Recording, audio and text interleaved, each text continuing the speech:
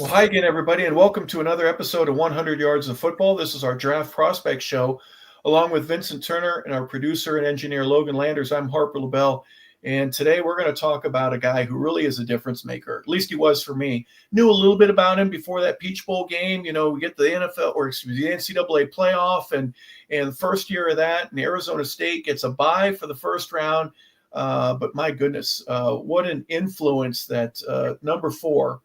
Cam Skattebo had for the Arizona State Sun Devils. Vincent, this is a guy that if there's room, who wouldn't want somebody on their NFL roster who has the type of heart, the grit, the determination, and the athleticism that this young man has? Well, I'm going to say this a bit about Mr. Skattebo. He said right before the Texas game, in the quarterfinals of the college playoffs, he was the best running back in the country. And I said, that's kind of being very brash, but I love it. And he did not disappoint anybody across the country, because after that football game, even though Arizona State lost that game, it'd be hard to say he should have had a seat at the Heisman Trophy ceremony. Back to you, Hawk. Yeah, he really he didn't come out of nowhere either. I mean, just I hadn't seen him before for obvious reasons. My Saturday experience is working with Georgia State, and so I would hear about him, and then especially near the end of the year, as Arizona State went from who are these guys? They're brand new to the what? Are you serious? They're at first place. Mm-hmm. Cam Skattebo certainly had a lot to do with that. Now, obviously, his offensive line, obviously his quarterback, the coaching staff, everybody else that was a part of that. But here's a guy that took advantage, in my opinion, of the situation rather than letting it take advantage of him. He's 5'11", he's 215 pounds, and he runs. He comes out of Rio Linda, California. Number 4, Cam Skattebo in 2024 had 293 carries for 1,711 yards. He averaged 5.8 yards, 21 touchdowns, by the way.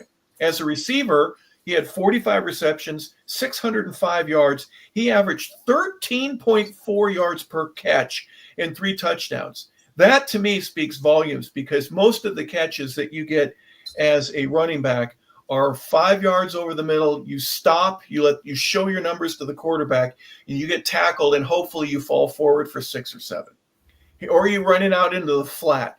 You're catching a wheel route, okay? But he's turning those against cornerbacks and sometimes safeties into 10, 12, on average 13-yard pickups. Vincent, he's a powerful guy. He runs hard. He has a low pad level. He bounces off contact after looking for contact in ways that we haven't seen out of a lot of players. But he keeps his feet. He's got great balance, and the numbers speak for themselves. Before I turn it over to you, when he was a sophomore, his first year, he had 195 carries for 1,300 yards and 7 touchdowns. His junior year, he had 164 carries for 783 yards, 4.89 touchdowns there, but 11.9 yards per reception as a junior and 12 as a sophomore. Ever since he's been on campus, he's been a difference maker and a guy that you want to put the ball in his hands, because he's going to help you get either a first down or a touchdown. I'm going to give you my skill set grade for him. Punishing runner, A+. The ability to break tackles, A+. Toughness, A+. Vision, A+. Violence, A+. And if you go old school, he got a little Ed Poliak. He used to play for the Kansas City Chiefs. Remember running back at the University of Washington by the name of Joe Steele? Remember Jim Otis at the Ohio State?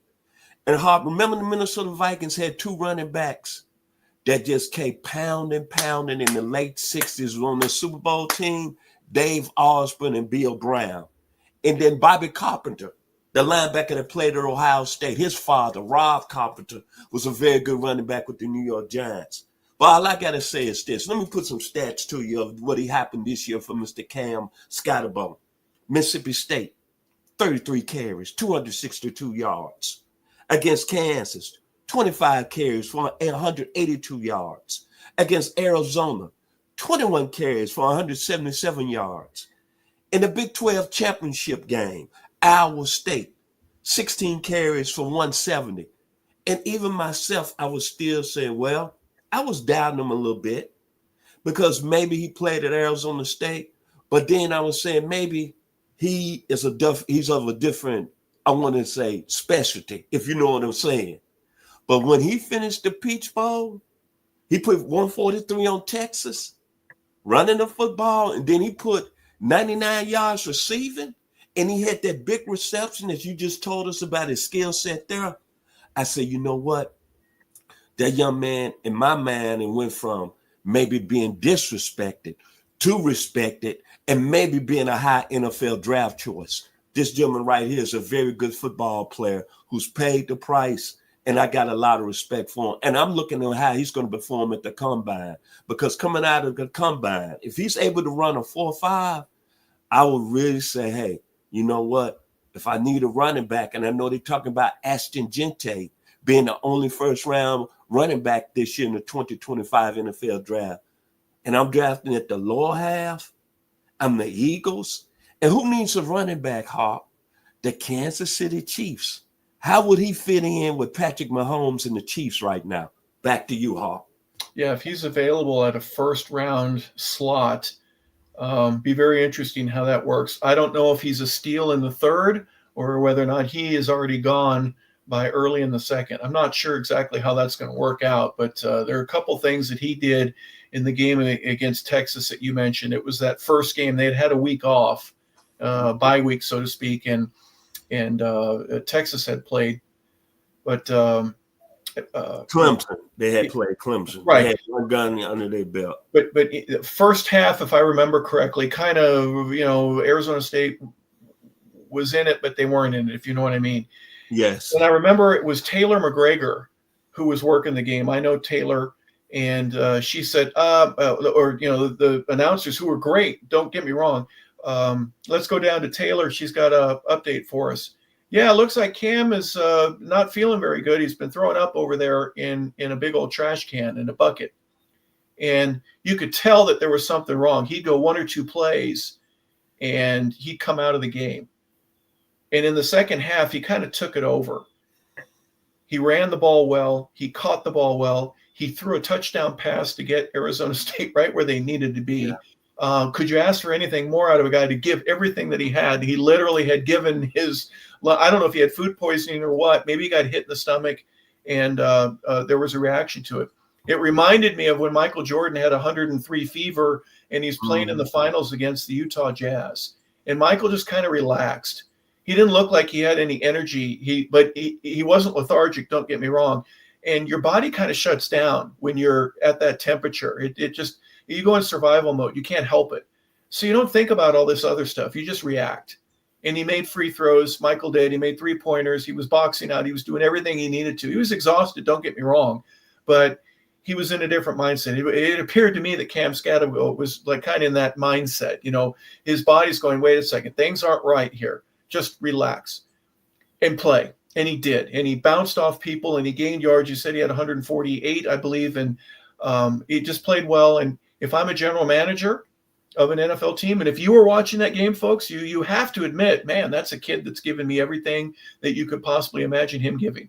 I would certainly want something like that on my team. I'd like a whole team of guys that played that hard. That's the thing about him, his heart and his emotion, everything that was a part of it.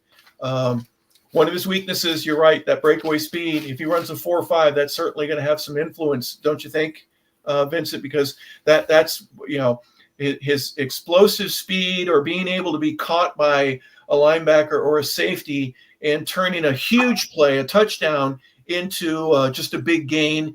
And then obviously injury concerns are other thing that we need to be aware of.